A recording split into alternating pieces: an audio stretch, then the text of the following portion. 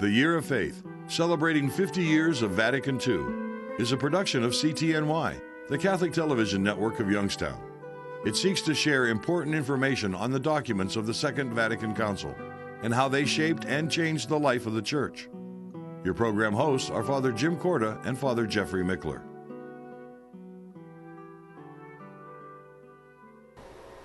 Hello and welcome to our show, Year of Faith, celebrating 50 years of Vatican II. I'm Father Jim Korda. And I'm Father Jeffrey Mickler of the Society of St. Paul. Today we welcome to our show Father Joe Witmer. Welcome. Thank you. And our discussion is going to be on the decree on ecumenism. But before our discussion, we're going to turn it over to Father Mickler for an overview of the document itself. Certainly the decree on ecumenism is one of the pivotal ones in the Ecumenical Council. It really set the spirit for the last 50 years on the Church's relationship to the other Christian denominations. Up until this decree, it had been a very defensive posture on the part of the Church. If the other Christian denominations were studied at all, it was just to see where they were wrong and where we were right. This document, however, has us humbly looking to others to see where we might learn something from them so as to enrich our own understanding of the faith that we enjoy and love so much. Now, Father Joe, what do you think is the most important aspect of this particular decree of the Ecumenical Council? I think, as you put it, that it was really a radical change in thinking. From, in a sense, the top down. But it also reflects the fact, as mentioned in the document, that a lot of things were stirring in the theological community, in the liturgical community, scholars talking with one another over the previous 10, 20, 30 years, and finding many common points, many things to be rejoiced about. And then, of course, John the 23rd, in his way of just bringing up a council and directing that this be one of the central points, is so important. He had spent time as the apostolic delegate to, I believe, Bulgaria, and obviously was in contact with the Orthodox community there. And so there was a lot of appreciation of the challenges of that community, and he sort of brought that with him to his ministry as the Bishop of Rome. When we talk about the document, let's go back to its title, The Restoration of Unity, I believe. So obviously we can say that there was disunity in the Church, or is that okay to say that, or what exactly did the Council say about restoring this unity? Well, part of it was that the Church Fathers admitted that part of the problem rested with us in the Catholic community that caused disunity between us and the Orthodox branches, and also the run-up to the Protestant Reformation and all of the conflicts and even wars that ensued from that the Church was going to shoulder some of the responsibility for that. And responsibility, not only admitting that it happened historically when those divisions took place, but we should take responsibility for initiating points of contact with the churches of the East and the West in trying to restore that unity for which Christ prayed. Let's talk about the Protestant Reformation, which I think is part of the document that we really need to focus on when we're talking about unity among Christians, that they may all be one. So let's give a little historical background into that, and then where we're at 50 years later in response to the document. Well, I'm going to make a sort of a turn there and say I think the most important place to start is the churches of the East. Because I think there in the document it makes it very clear that the Church especially prizes its relationship and feeling about the Orthodox churches. That we rejoice that they have apostolic succession, just like we do. That they are an authentic expression of the Christian faith, just like we have. So that we share so much in common that a lot of effort has gone on to massage and cooperate with those churches in seeking unity with them. But of course, we in this country, in many places, there are so many Catholics, we don't often get beyond the Catholic confines. But there are other parts of this country where the Orthodox are spread so thin. There are 3 Greek Orthodox churches in the whole state of Wyoming. The bishop in that area of the country is responsible for Greek Orthodox in 12 states. The division between the Orthodox communities and the Catholics is particularly tragic because of all that Father Witmer said. In regards to the Protestant communities, we are the minority religion in the United States and have always been the minority religion, but there is such a diverse group of Protestant denominations, and right from the beginning, when the Reformation began, each group had its own most intense interest and desires, and it got mixed up in politics, and then there were the religious wars, and that left profound scars on Christianity and the credibility of Christianity to the world. If the Christians themselves can't decide what the gospel means, why should we pay any attention to you? Certainly, I've often described it in many mission territories. You'll find churches like at an intersection in the United States with 4 different gas stations on the 4 corners. And how do you choose which one to go to? And so there are some non-Christians who, observing that in some foreign countries, said, well, when you get your act together, I might give it a thought. Then this document is trying to have the Christian community as a whole to get that act together. Let's talk a little bit more about that whole ecumenical movement, and let's define ecumenism in its purest sense of the word, and then what are we talking about in light of the document, this movement that the Church has, in Vatican II, has encouraged. Okay, ecumenism are all the efforts and activity that the churches, including the Catholic Church, take to restore the unity for which Christ prayed. Now, for Catholics, important parts of that are the ministry of the bishops of the Church, including the Bishop of Rome, but also the liturgy, and so with a focus on the Eucharist, and about bishops, apostolic succession.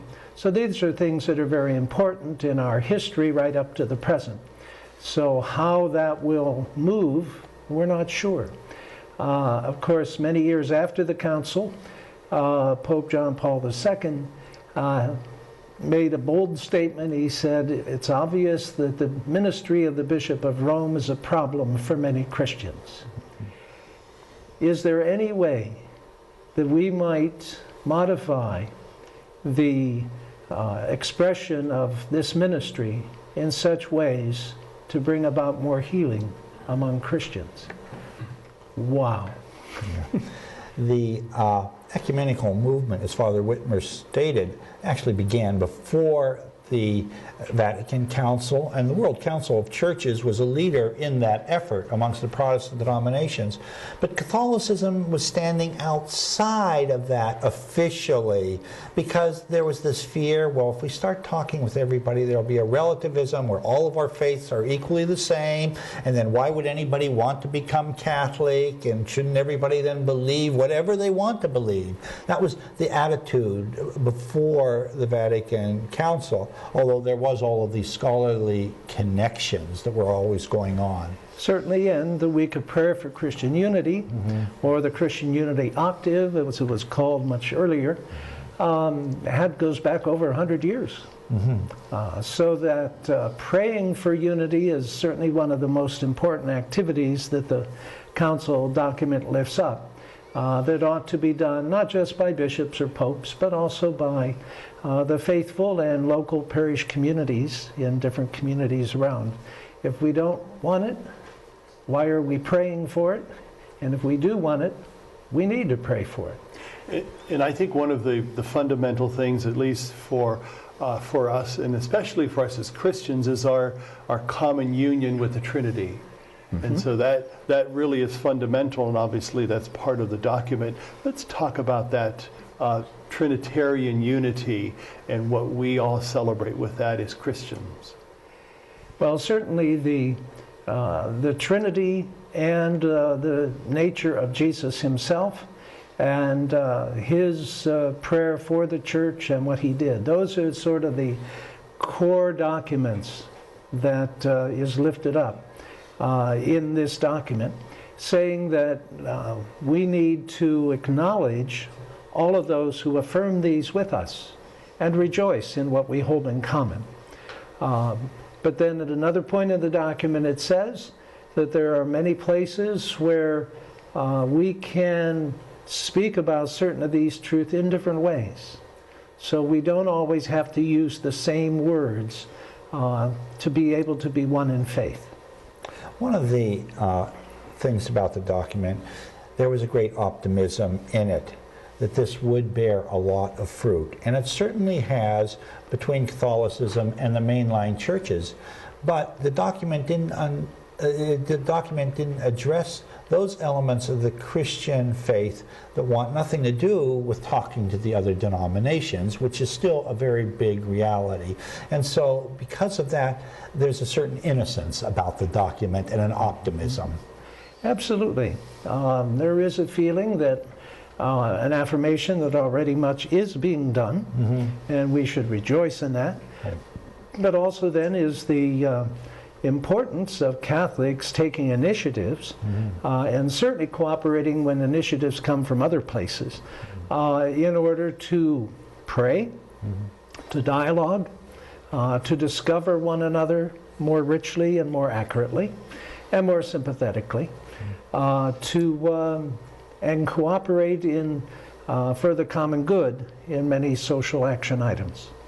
One of the main areas that we're concerned about in the Society of St. Paul is that the Church has repeatedly had documents come out from Rome saying in the area of media and communications, whenever possible, the Church and the denomination should work together to have a religious presence in the midst of this great new media reality. And I think there's been a lot in that area accomplished. Oh, good.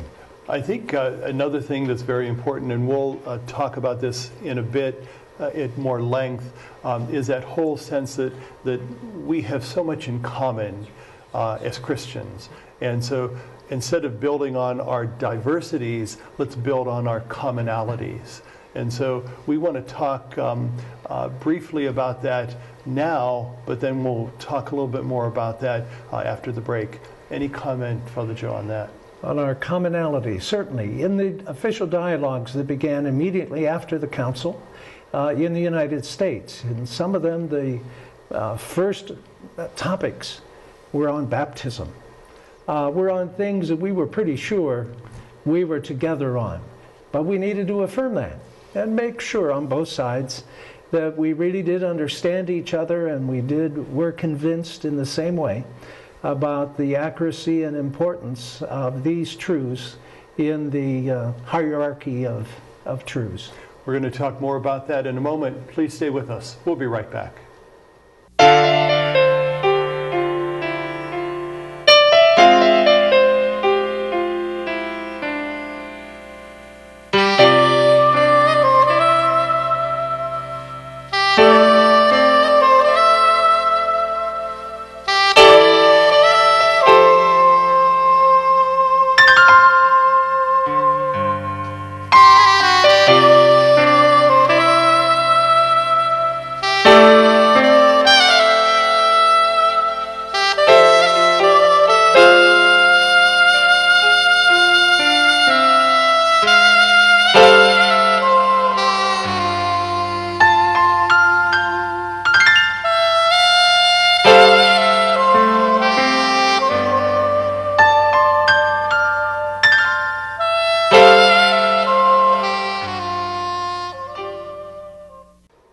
Welcome back to our show. We're talking about the decree on ecumenism, and we spoke about commonalities before the break, and we're going to finish that discussion now? Well, starting with baptism, it's a Trinitarian baptism that we all share in. And basically, most of the denominations would adhere to the Nicene Creed, which is a pretty big deal. The nature of Christ being true God and true man, that's a gigantic thing to hold in common. And certainly, a lot of the elements in the Scriptures, even if we have a different approach to the Scriptures, we all reverence and recognize the Scriptures as being critically important. That's a pretty large commonality that the Christian denominations all hold together, more or less. There's a few strange sects. And this, I think, too, is something that we have to always keep in mind. Certainly. But life has always gone on from any particular point. So that in the West, the Church of the West added to the Nicene Creed when they said that the Holy Spirit proceeded not just from the Father, which is what the Council of Nicaea said, but the West added the Father and the Son. So if we were in fact doing the Nicene Creed at Mass, we would eliminate that, which has been the common practice of Orthodox down through the centuries. So nobody has stopped developing Catholic, the West as well as others. So trying to say where differences have taken place, what is the right thing to do? At one point, Paul VI, and I think it was John Paul II also, at a common prayer service with the Orthodox, used the Nicene Creed and did not say what in Latin is called the filioque, and of the Son. But it hasn't gotten around to restoring that to our usual liturgical use of the Creed. And how important is dialogue in this whole discussion on ecumenism? The important thing of course, dialogue is to make sure that we are really understanding the people as they understand themselves. And that we are what we believe is appreciated and understood by our partners in dialogue. And this is important for us and for them, because as we are moving together, what is it that we're going to be able to do? In Martin Luther's time, they talk about a situation where, well, there are some things, if you want to believe that, if you want to do that, I can live with that as long as you don't say I have to. One of the things that we find in the world in which we live, many people will try to define what Catholicism is for us. You Catholics believe A, B, C, or D. Well, maybe yes and maybe no. It's not coming across the way we believe it. And we have to realize we're doing unconsciously quite often the same thing to other denominations. Well, I read once in the encyclopedia, you believe in this, that, or the other thing, and it ain't necessarily true, you know, and this is so important where the dialogue comes in, to really listen to the others and not presume we know what they believe. That's correct. And maybe, as this document also says, there have been times when we have made mistakes, or when we are responsible for misunderstandings. And one of the things, again, that this document keeps talking about is reform and renewal within the Catholic Church. This is probably the biggest thing we can do for the ecumenical movement, is undertake reform and renewal ourselves, which I think we've been struggling to do in different ways on different levels since Vatican II. Well, I think also a common thread in the document is that this ecumenical movement is really the duty of every Catholic, but every Christian. You know, it's just not for the hierarchy, but it's the duty of every one of us to bring about unity of Christ's church. And it's interesting, in the decree, there's a point at which it says that, yes, the bishops have a certain responsibility for promoting this, and certain things that should be done. And then it says, unless permission has been, or directions have been given by a national conference of Catholic bishops or by the Pope. And so some subsequent documents on ecumenism have talked about things that can be done. And it sort of says, okay, I don't have to ask permission for everything. I can go about and do it. Why don't we talk briefly about some of those subsequent documents, specifically on ecumenism, that took place after this document of the Vatican Council? Okay, of course, the document itself is in 1964, I believe.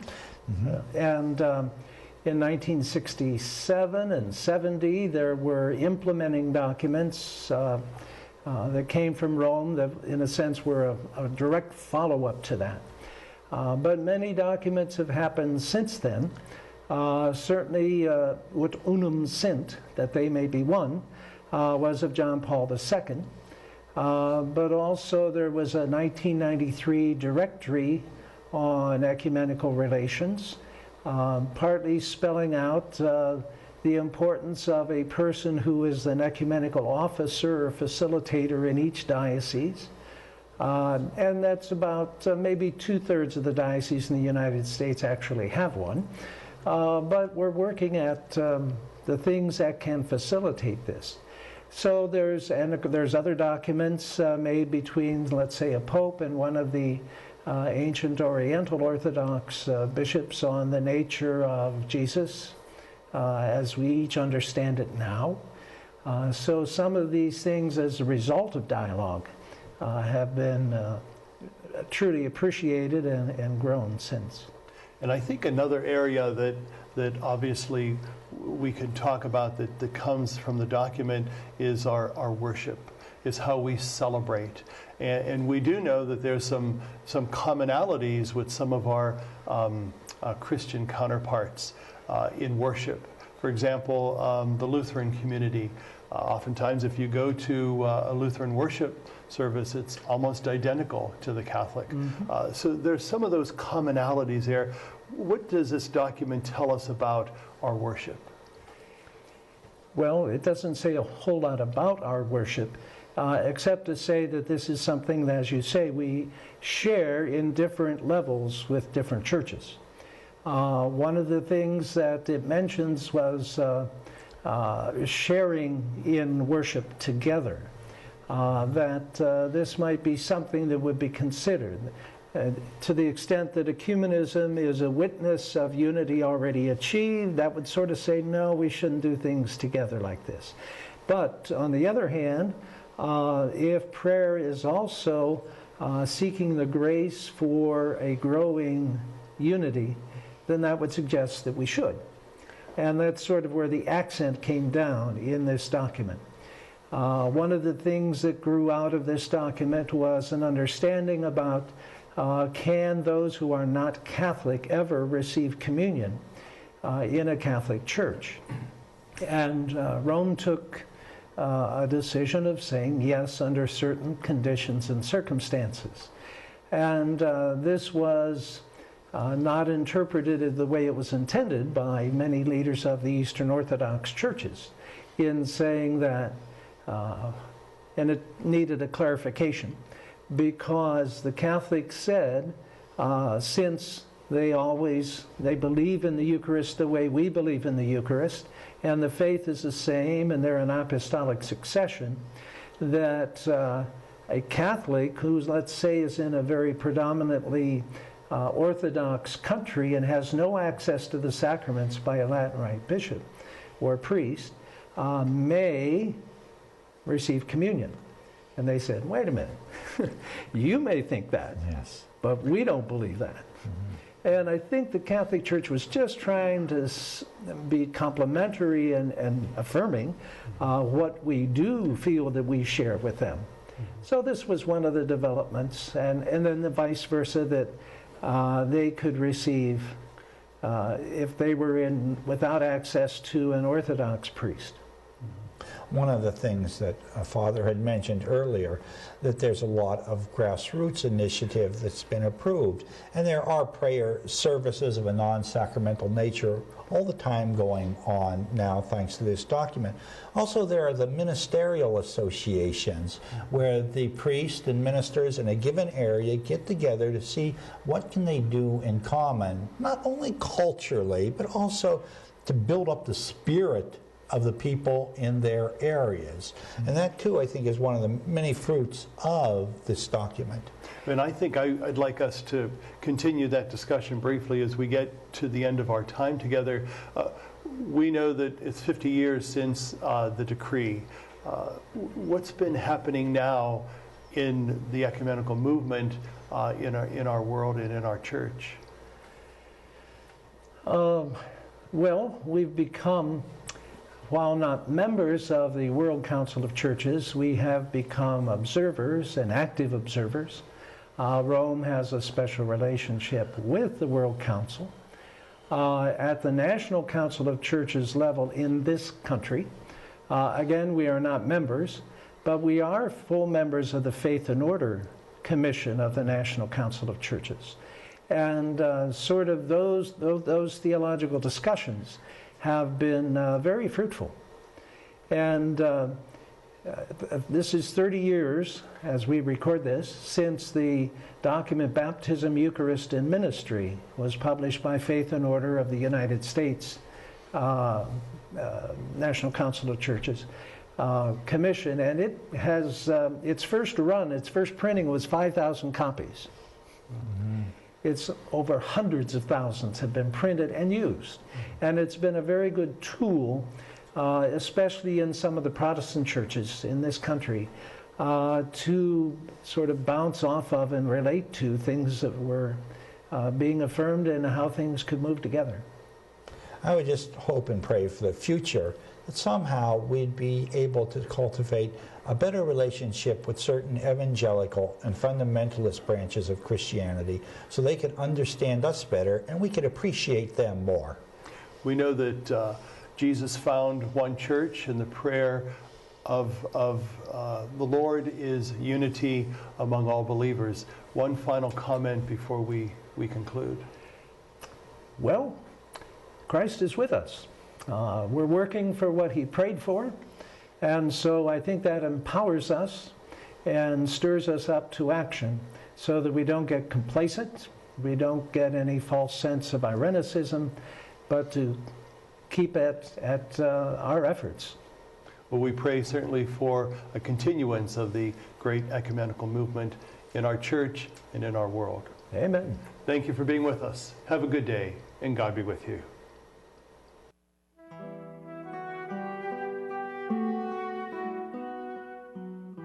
The Year of Faith, celebrating 50 years of Vatican II, is a production of CTNY, the Catholic Television Network of Youngstown. Your program hosts were Father Jim Korda and Father Jeffrey Mickler.